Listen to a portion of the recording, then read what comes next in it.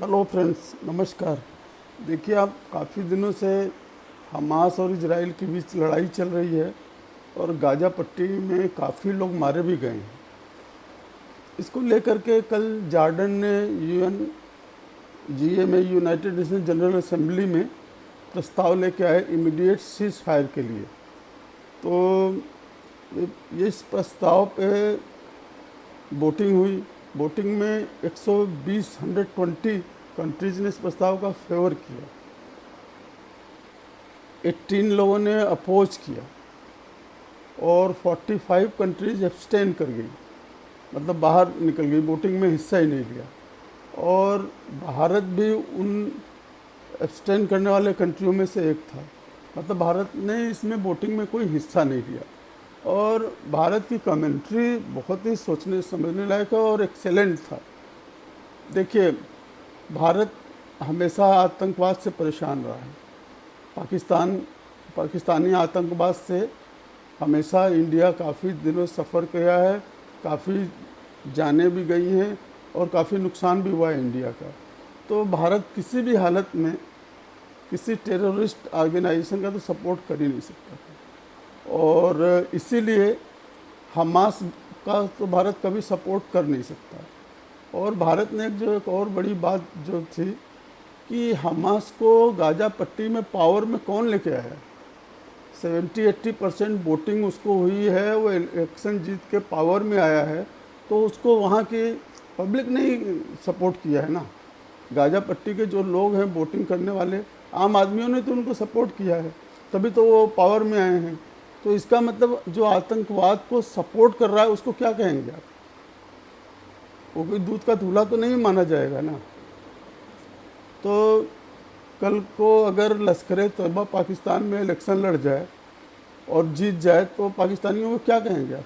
लश्कर तैयबा एक declared terrorist organisation है, वो जीतेगा तो पाकिस्तानी अगर उसको वोट दे के प्राइम मिनिस्टर बना देंगे लश्कर तैयबा के चीफ को, तो पाकिस्तानी को क्या कहेंगे आप, जो आतंकवाद का सपोर्ट देगा। इसी तरह से जब गाज़ा पट्टी के लोग हमास को सपोर्ट करके उसको सरकार पावर में ले आ रहे हैं, इसका मतलब गाज़ा पट्टी की पब्लिक भी कल्प्रिट है उतनी ही।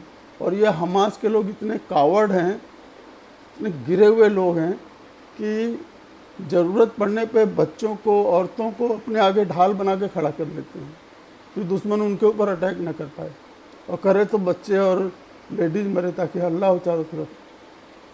तो इंडिया का यही कहना था कि भाई गाज़ा पट्टी में हमास का शासन जो बना है इसको उन लोगों ने तो सपोर्ट किया है, और इंडिया किसी भी हालत में आतंकवाद को तो सपोर्ट कर ही नहीं सकती थी। हालांकि इंडिया इनोसेंट लोगों के मारे जाने के बिल्कुल फेवर में नहीं है, लेकिन इजराइल पे 7 तारीख को जिस तरह से हमास ने अटैक किया और करीब 2000 इनोसेंट लोगों को, बच्चों को, बूढ़ी औरतों को जिस तरह से मारा है, तो कोई भी देश का जो प्राइम मिनिस्टर होगा, उस देश की आर्मी भी होगी, जो भी कोई होगा, उसका खून खौलेगा नहीं क्या? और एक सक्षम देश है बदला लेने में, वो तो कोई कोर कसर बाकी नहीं रखेगा। इनोसेंट जो इजराइल, अमेरिका भी देख लीजिए, क्या कोई एक अमेरिकन की जान जाती है तो अमेरिका मतलब बदला लेने पे आ जाता है। आजकल थोड़ा लीनियन, आजकल थोड़ा हट गए हैं वो लीग से, लेकिन पहले ऐसा ही था कि एक अमेरिकी मरा नहीं कि अमेरिका पहुंच गया तुरंत बदला लेने के लिए। यहाँ पे इजराइल के 2000 लोग इनोसेंट मारे जाएंगे तो इजराइल चुप बैठेगा क्या? और पावर भी है उसके पास, हाई टेक कंट्री है वो।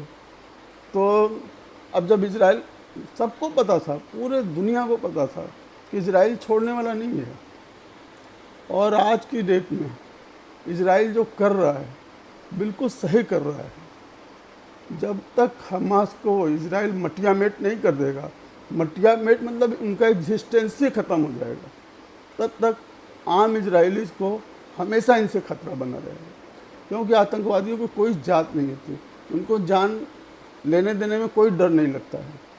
तो ऐसे कंट्री, ऐसे लोगों के सामने सभ्य आदमी कैसे खड़ा रह सकता है? जिस तरह से मारा है उन्होंने आके इजराइल में लोगों को, तो ये तो हम लोग तो सुन के अवाक रहे क्या किया इन लोगों ने। और उसका बदला अब इजराइल किसी की नहीं सुनने वाला है भाई, चाहे तुम लाख की UNGA में प्रस्ताव पास करा लो, क्योंकि इजराइल के एग्जिस्टेंस, वहाँ के नागरिकों की ज़िंदगी का खतरा है जब तक ये। और आपको मैं बता रहा हूँ कि हमास के बाद हिजबुल्लाह का नंबर आएगा, देख लीजिएगा, क्योंकि अमेरिका का पूरा साथ है इजराइल को। और हमारे कंट्री का भी हिडन एक तरह से सपोर्ट है ये ना, हम लोग कभी आतंकवाद को नहीं सपोर्ट कर सकते किसी भी रूप में। तो अब देखिए इसके बाद हिजबुल्लाह का नंबर आएगा, हिजबुल्लाह भी ख़त्म होगा, आप देख लीजिएगा। और हिजबुल्लाह के बाद अगर ईरान नहीं सुधरा तो ईरान है बहुत पावरफुल कंट्री, लेकिन अगर अमेरिका, इजराइल सब ये लोग एक होकर लड़ेंगे, ईरान का पावर को 100% से 70% तक लाने में तो टाइम लगेगा, लेकिन 70% से 10% लाने में टाइम नहीं लगेगा। आप देख लीजिएगा, अगर ईरान के बहुत बुरे दिन आने वाले होंगे, बहुत बुरे दिन आ सकते हैं अगर उसने ये हमास और लेबनान में इन लोग को, हिजबुल्लाह को सपोर्ट करना बंद नहीं किया था। क्योंकि ईरान को ये मालूम होना चाहिए कि कोई भी कंट्री उनका साथ देने वाला नहीं है, चाइना उन्हें कोई साथ देने वाला नहीं है। और ये आजकल लोग जो मिडिल ईस्ट की कंट्री हैं, इन लोग को जो है सोच समझ के डिसीजन लेना पड़ेगा। सिर्फ कम्युनल मुस्लिम के नाम पे किसी कंट्री को ऐसे नहीं सपोर्ट करना चाहिए, क्योंकि ये आगे के लिए किसी भी कंट्री के लिए अच्छा नहीं है। जितने भी मुस्लिम कंट्रीज हैं उनके लिए बिल्कुल ही अच्छा नहीं है। तो OIC वालों को भी सचेत रहना पड़ेगा कि ये ब्लाइंडली सिर्फ कम्युनल आधार पर किसी कंट्री को सपोर्ट ना करे। ये हमास को सपोर्ट कोई कंट्री करता है तो समझ लीजिए वो कंट्री खुद आतंकवादी है। इसीलिए बहुत सोच समझ के डिसीजन लेने की ज़रूरत है। इंडिया ने बहुत ही बढ़िया काम किया है जो एब्सटेन किया है कि भाई हम लोग इनोसेंट लोगों को मरना भी नहीं देखना चाहते, लेकिन जो इसने हमास ने किया है वो भी हमें बर्दाश्त नहीं है। हम इजराइल के इनोसेंट लोगों को भी नहीं मरना देखना चाहते। तो आप लोग निपटाओ जैसे भी है।